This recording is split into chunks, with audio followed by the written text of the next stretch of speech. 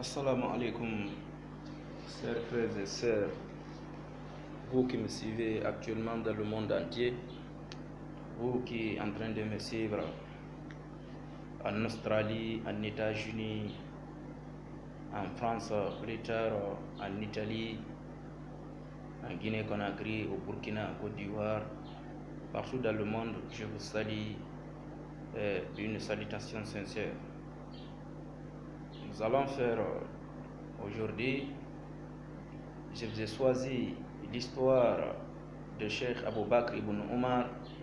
Comme vous le savez, Cheikh Abou Bakr ibn Omar, il a été le fondateur de la dynastie almoravide. Donc, il a lutté beaucoup dans l'islam. C'est lui qui a amené l'islam dans beaucoup de pays en Afrique. Beaucoup de pays de l'Afrique, concernant l'Australie, Mali, Burkina Faso, la Côte d'Ivoire, le Ghana, le Sierra Leone, le Libéria, le Guinée-Conakry, le Sénégal, beaucoup de pays en Afrique de l'Ouest. Cheikh Abou Bakr ibn Omar, il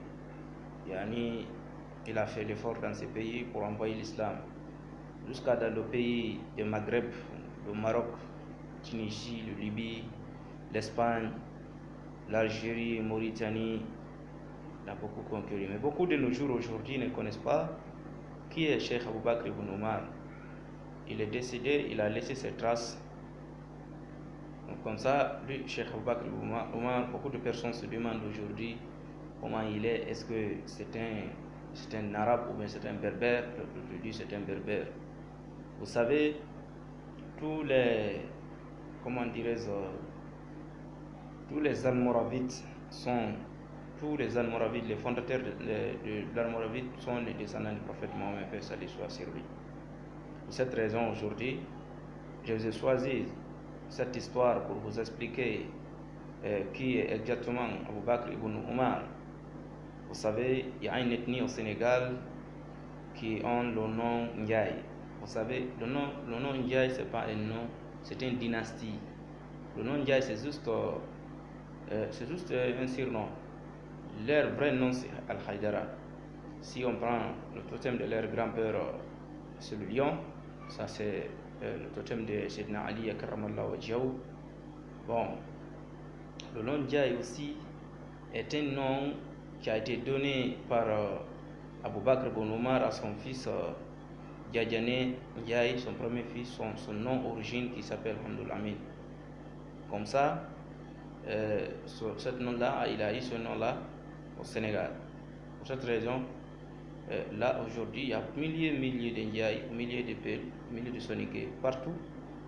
Il y a des Indiaïs, mais eux-mêmes ils ne savent pas que réellement que les Indiaïs c'est des Haïdara, ce sont les vrais descendants de Rasulullah qui sont perdus en Afrique du Nord. Pour cette raison aujourd'hui, on vous a choisi cet thème de venir le partager avec vous, juste pour vous enseigner l'histoire éthique hier, d'aujourd'hui, comme ça vous pouvez le savoir comment vous étiez. Bon, c'est parti.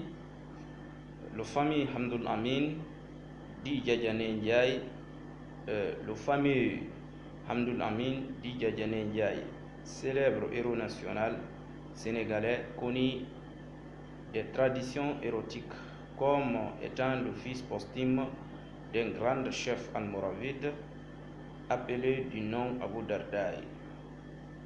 Bon, c'est celui que l'histoire a retenu comme étant le civilisateur du peuple sénégalais, le fondateur de la dynastie Olof.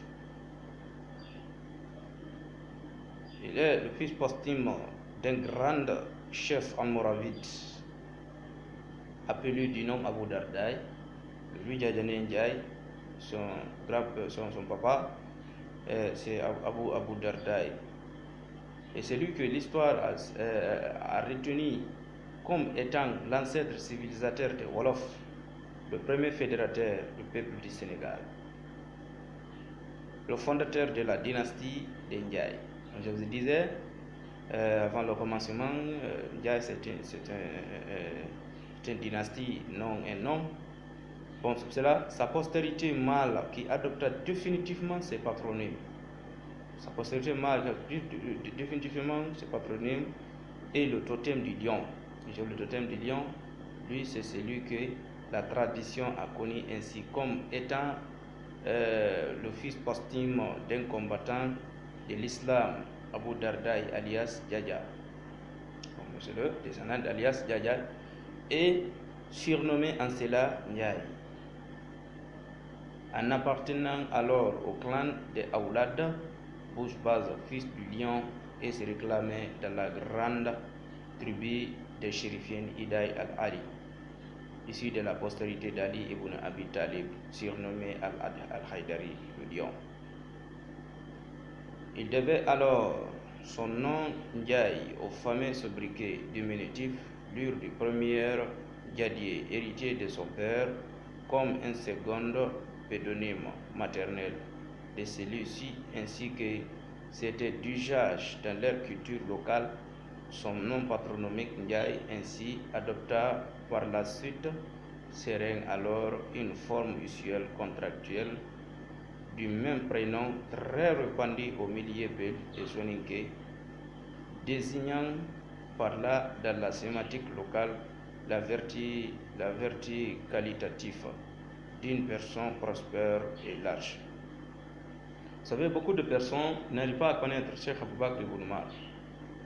Cheikh Abou Bakr ibn Umar, l'histoire des ans nous démontre. Si vous voyez Bouna Mansour Ndiaye, il a beaucoup écrit sur l'histoire. L'histoire aussi n'est pas connue en Afrique, car ils n'ont pas accepté qu'on écrit notre propre histoire. Les Blancs, ils ont écrit nos histoires. Alors, l'histoire, nos histoires est dans nos mains. C'est là, on va continuer. Son père, Lady Djadier, donc connu par ailleurs de son véritable prénom, musulman Abu Dardaï, prononçant parfois localement Abu Dardaï ou encore Abu Darda. Vous savez, ici, nous, pour donner le nom, souvent on aime gâter le nom. On déforme le nom par défaut de la langue arabe.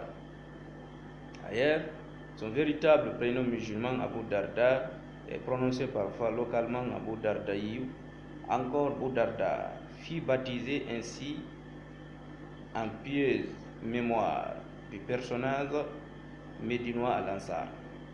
Donc, vous savez, il y a un Abu Darda, celui qui était avec le prophète sallallahu alayhi wa sallam, celui-là, c'est pas la même chose.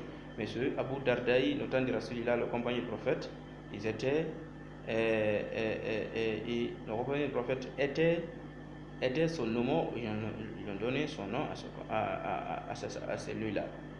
Ainsi dénommé en souverain du célèbre Sahaba médinois, cet Abu Dardaï postérieur, cependant, devait quant à lui être appelé plus direct d'un précédent autre Abu Dardaï. Celui-là, plus local et moins éloigné dans le temps que le premier qui fit lui le compagnon à l'Ansar du Saint envoyé,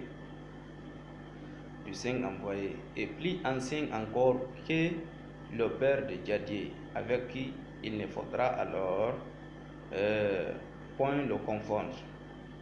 Donc il y a une grande distance entre Abu Dardaï, le Sahaba du prophète sallallahu alayhi wa sallam, le premier prophète sallallahu alayhi wa sallam. Il y a une grande distance entre eux. Celui-là,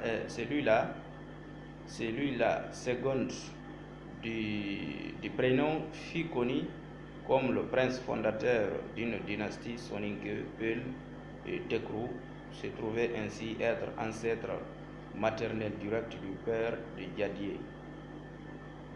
Donc il y avait un Abu Bakr Ben Umar, lui c'est un ancêtre du père Djadier, yani Abu Bakr Ben Umar. En cette lignée dynastique de Manna transmis par sa mère, celle-ci le prononça Rokhia. Celle-ci prénommée Rokhia était prénommé Rokhia. Ruqayya était la fille alors d'un certain Boubakr Ben Ammar, par son épouse Maïmouna, fille de Mariama, une femme noire issue d'une souche madrinaire Yahati, affiliée au Manna, elle-même descendant du même Diadier, le fameux chef du Tekrou, appelant par ailleurs lui aussi du pronom musulman d'Abu Darda.